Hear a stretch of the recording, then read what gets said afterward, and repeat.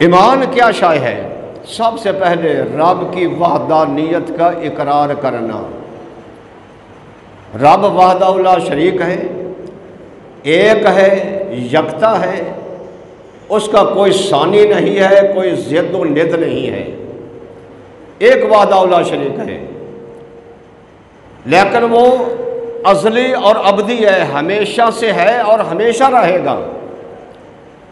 اور اس کی جتنی بھی صفات ہیں وہ ساری کی صفات وہ بھی اسی طرح ازلی و ابدی ہیں، اس کی اپنی ہیں، وہ کسی سے اس نے مانگی نہیں ہوئی ہیں۔ رب کے بارے میں بندے کا یہ عقیدہ ہونا چاہیے، اس کا کوئی شریک۔ یہ کافر جو ہیں بت بنا کر اسے سجدہ کرنے لگ جاتے ہیں، جیسے حضور علیہ الصلوۃ والسلام جب تشریف لائے تھے تو اس وقت بھی مکہ کے اندر بھی یہی عالم تھا، یہی حالت تھی کہ لوگوں نے بت بنائے ہوئے تھے، خانہ کعبے کے اوپر رکھے ہوئے تھے، چھت پر اندر باہر بت ہی بت ہوتے تھے، لیکن یہ سب شرک ہے۔ شرک سے بچنا چاہیے، کیونکہ شرک جو ہے یہ بہت بڑا گناہ ہے۔ ان الشرک لظلم عظیم،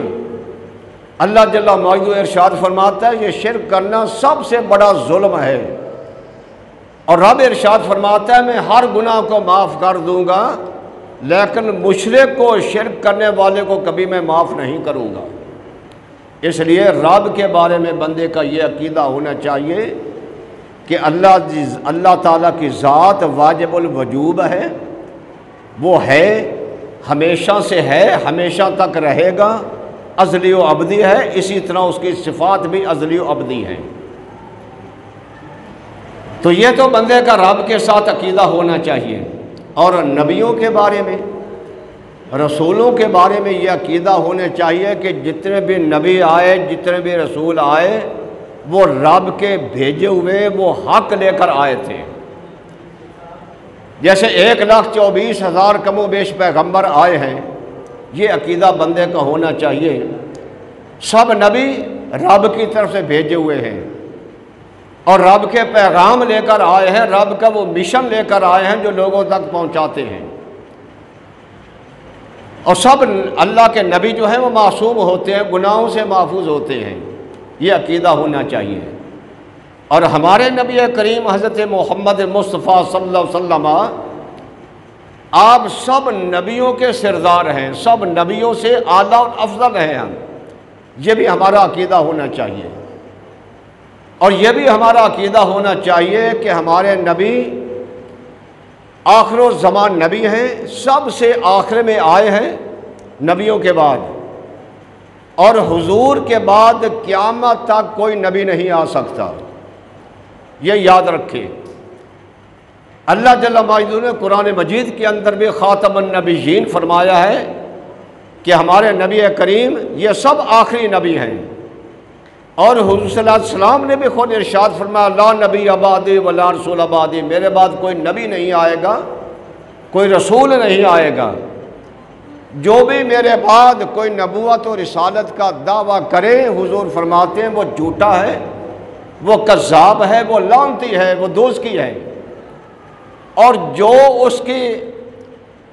اطاعت کریں گے، اسے مانیں گے، تو وہ بھی اسی طرح لعنتی اور دوزخی ہو جائیں گے، جھوٹے ہو جائیں گے۔ نبی کریم صلی اللہ علیہ وسلم نے یوں ارشاد فرمایا، یہ دو انگلیوں کو آپ نے ملایا،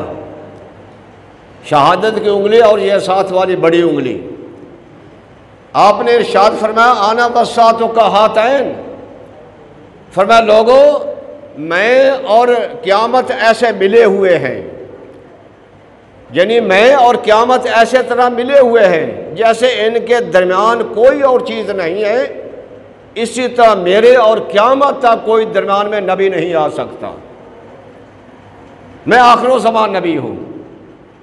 تو ہمارے لیے یہ عقیدہ ہونا ضروری ہے دوستو،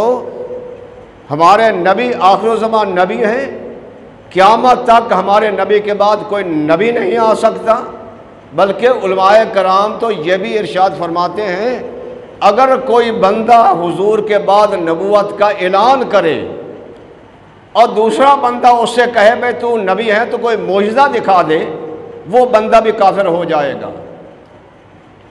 وہ بندہ بھی کافر ہو جائے اس سے کہے گا کہ تو کوئی معجزہ دکھا دے، کیونکہ جب حضور کے بعد نبی نہیں آ سکتا تو پھر اس سے معجزہ مانگنا جو ہے تو گویا کہ اس کی نبوت کا اقرار کرنا ہے، اسے نبی تسلیم کرنا ہے۔ اس لیے حضرات محترم، نبیوں کے بارے میں یہ عقیدہ بندے کو ہونا چاہیے کہ سب نبی 1,24,000 کم و بیش جتنے بھی نبی آئے وہ اللہ کے سچے نبی تھے، سچے رسول تھے، اور ہمارے نبی کریم آخر الزمان نبی ہیں، سب سے آخر میں آئے ہیں، اور قیامت تک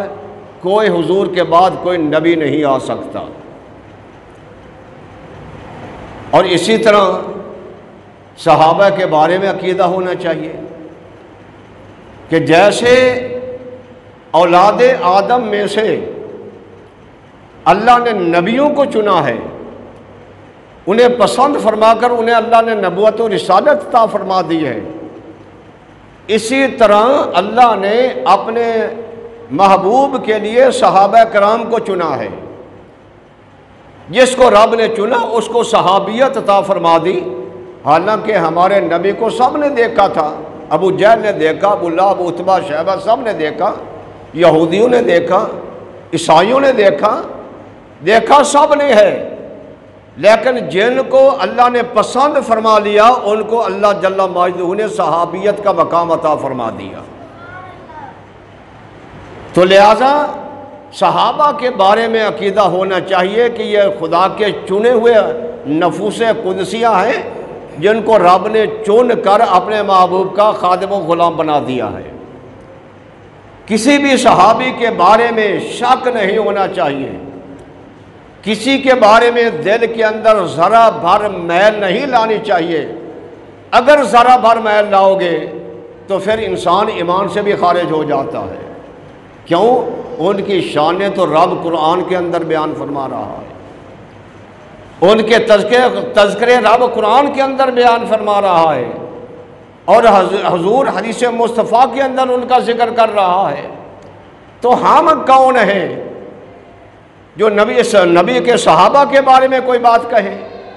کہ فلاں صحابی ایسا تھا، فلاں صحابی؟ ہم کون ہیں؟ اور ہمیں اپنے آپ کو دیکھنا چاہیے کہ تم کیسے ہو،